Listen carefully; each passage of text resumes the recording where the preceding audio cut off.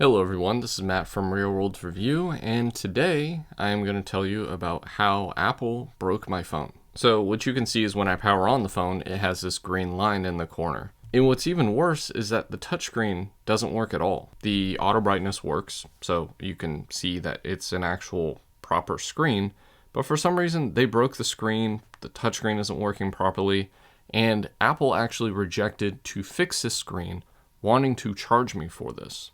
So in this video, I'm going to explain what happened, but I am also going to fix the issue that Apple wouldn't fix because they don't hire people that know what they're doing, apparently. If you're new to this channel, you may not understand what I'm talking about, but back in the day, I sent in an iPhone 11, and ultimately, they sent it back saying that it could not be fixed because it's been worked on. That's fine, whatever. The screen was the issue, and that was something that I was going to replace myself, but it was still under warranty, and I thought, why not, right? So what happened is I get that phone back, and I open it up, and there is one screw holding in the top earpiece, while the rest of the phone has no screws that are holding in that display cable. So what happened is maybe they worked on that phone and saw that it's been worked on before, which I don't know how they would have seen that, but whatever. They saw that it's been worked on before and they decided, you know what, let's send it back.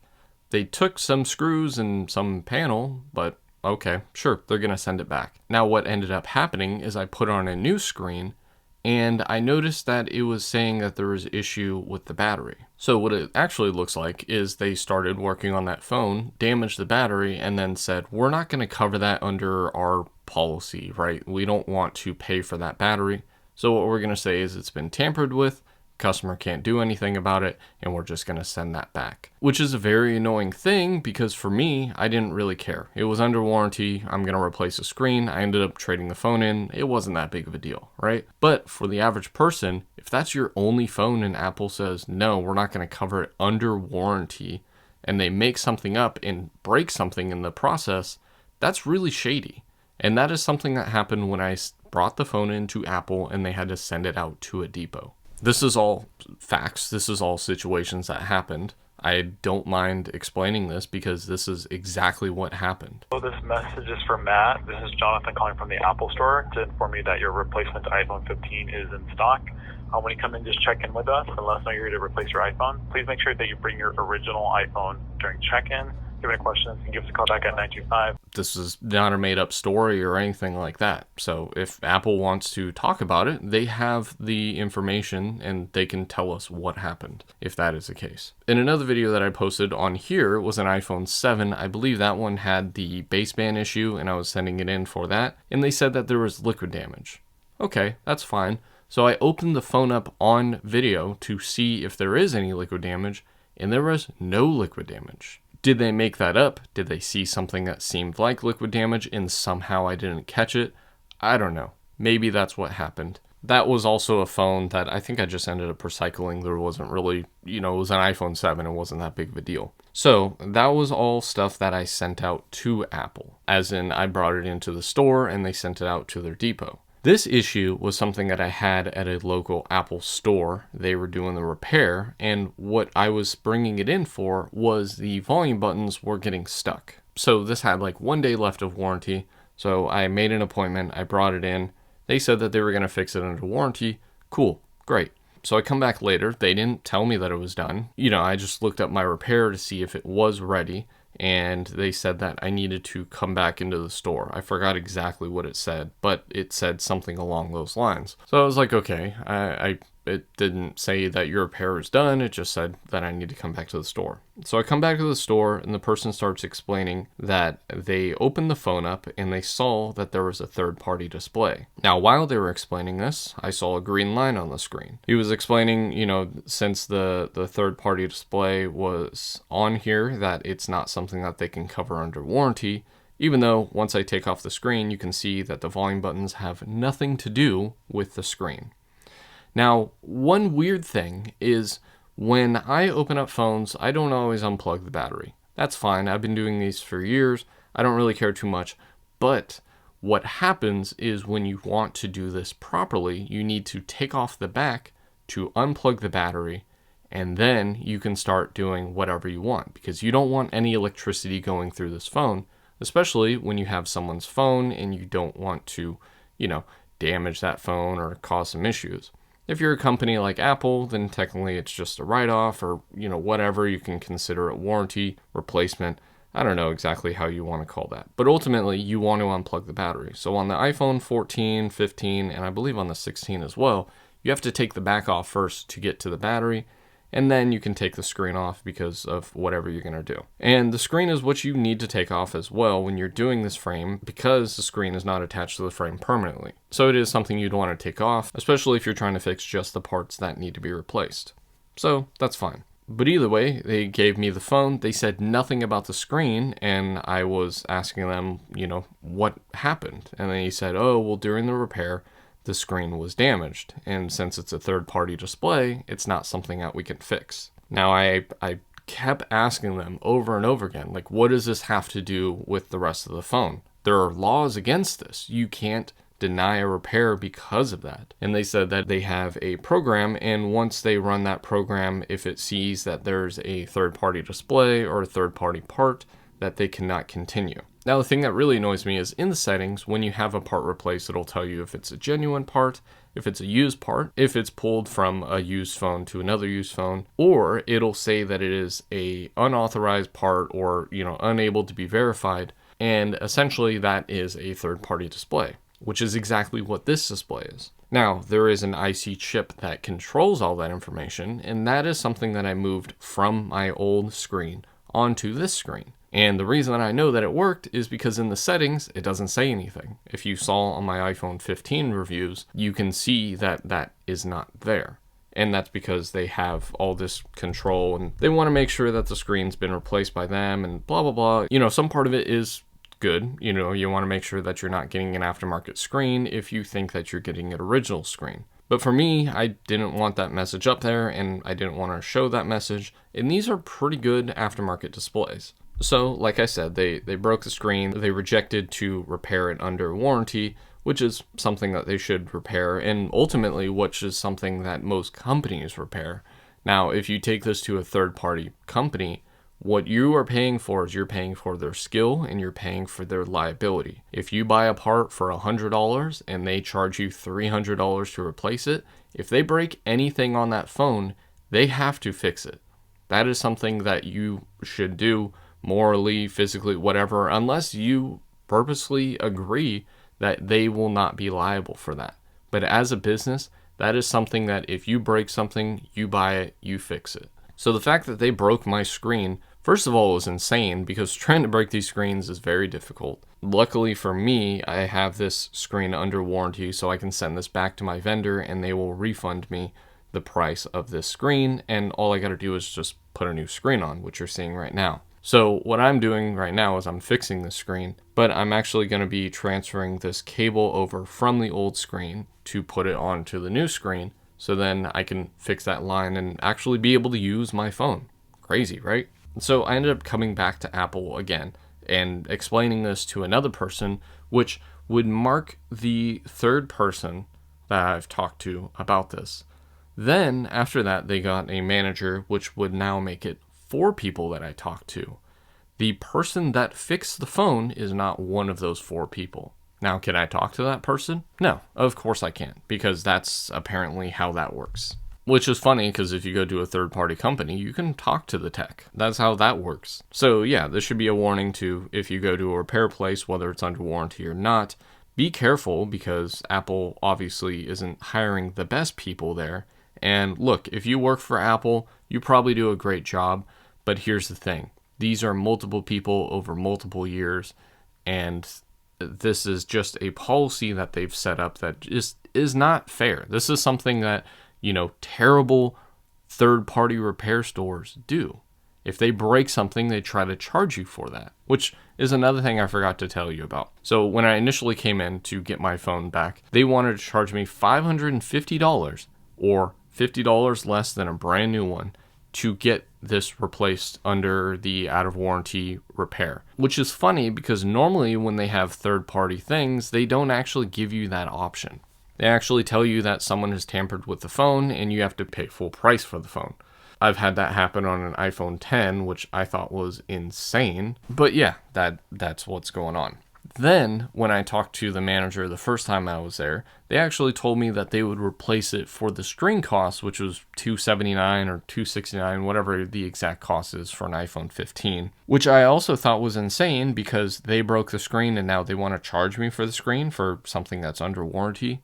That doesn't make sense. That's not fair.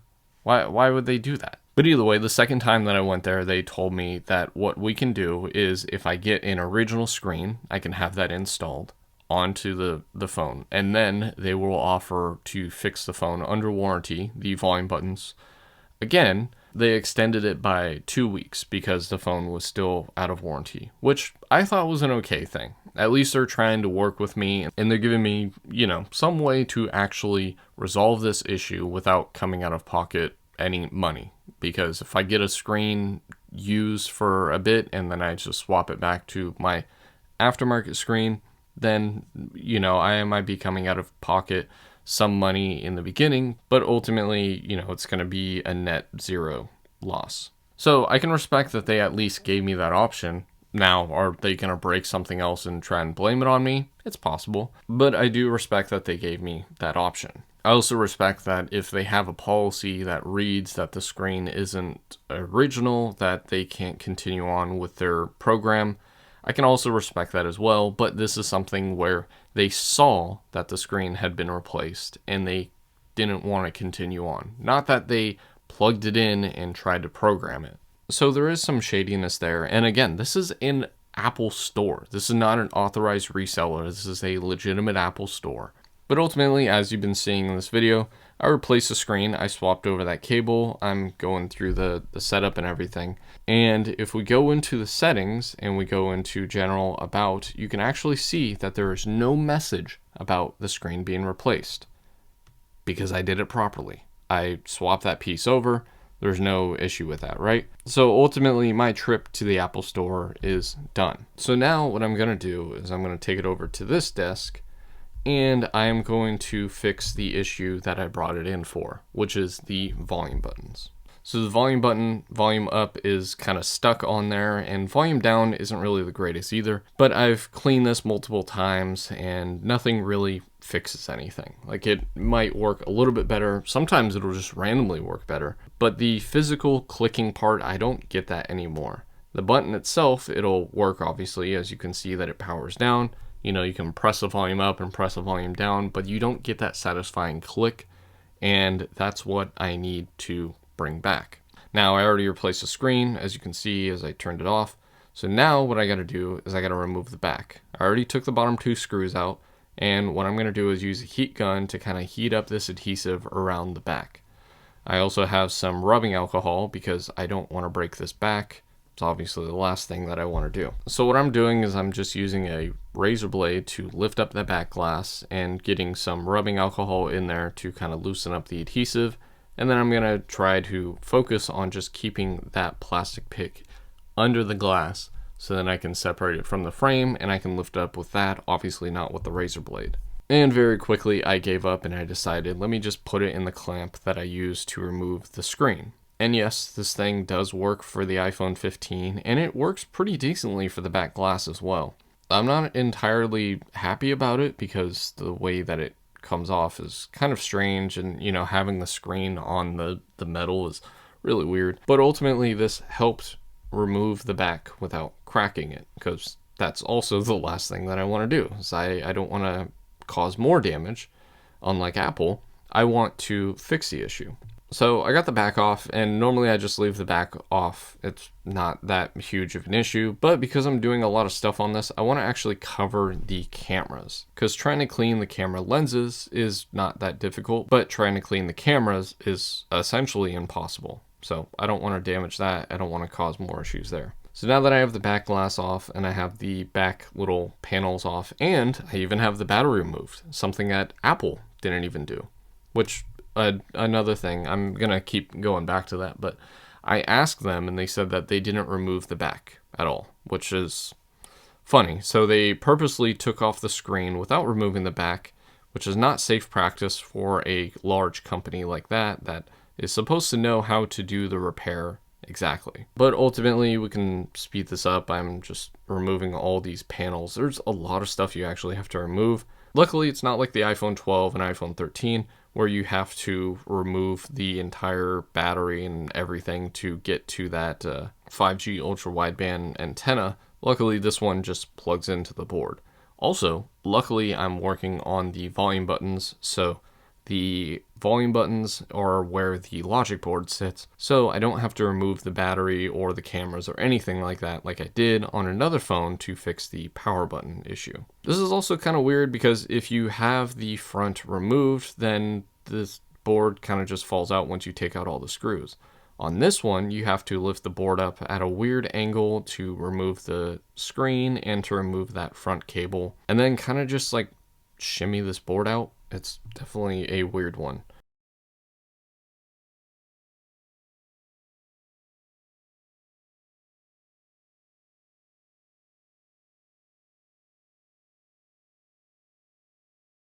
So I'm taking out the volume button flex cable very carefully because obviously I don't want to damage that.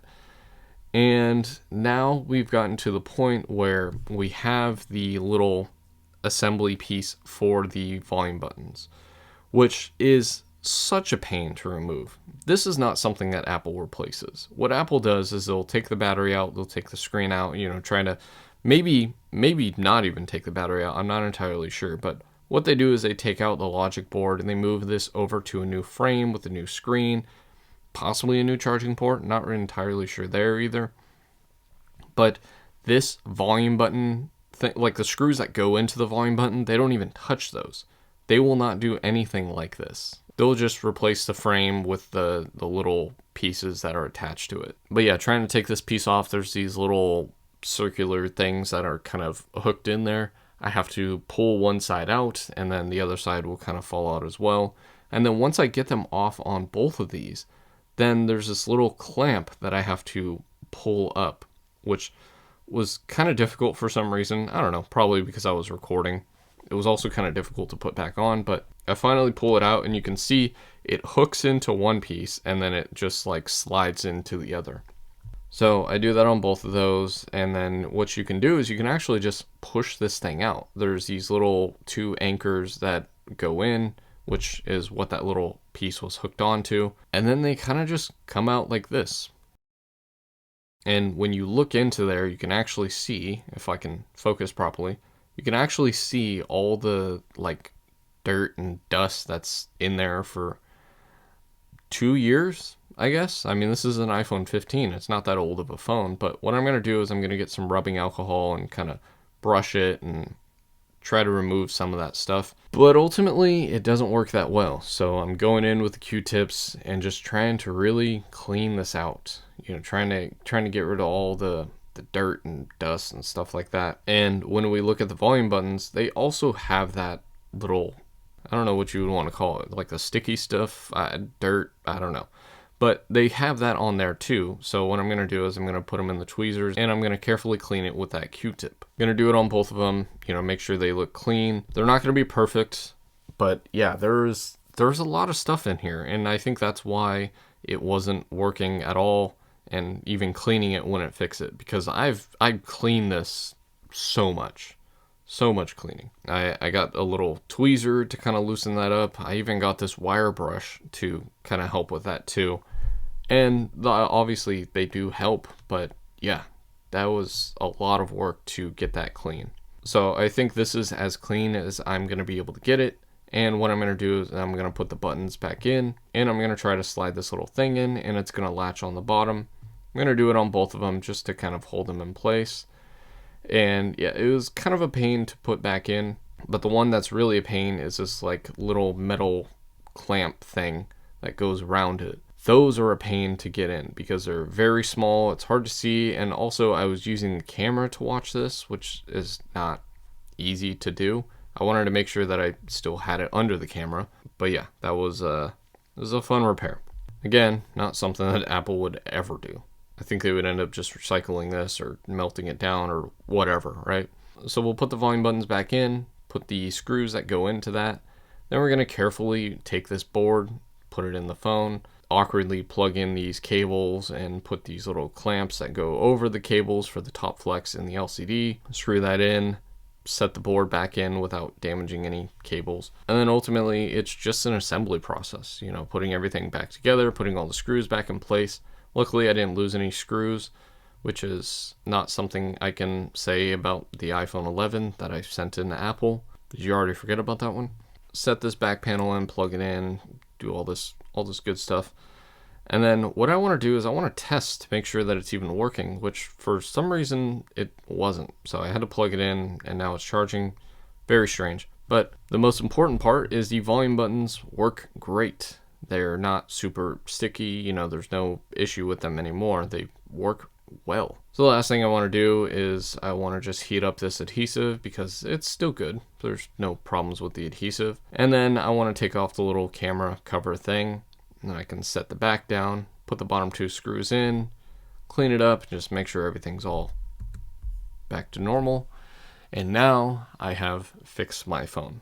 This took quite a while. This took over an hour for both of those things to happen. But I was able to fix it under warranty. And that warranty is myself. And that is the conclusion of this video. I hope you learned something, or at least learned that just because you send it in to a major manufacturer, that your device is not always safe, and that it is ultimately better to have me fix your phone. Now, it's ultimately better for you to know how to do the repair and do it yourself, because yes, you are the one who will be liable for all the parts, but at least you know that if you break something, you can fix it. So again, hopefully you enjoyed the video, hopefully you learned something, and as always, thanks for being a part of the 1%, and thanks for watching.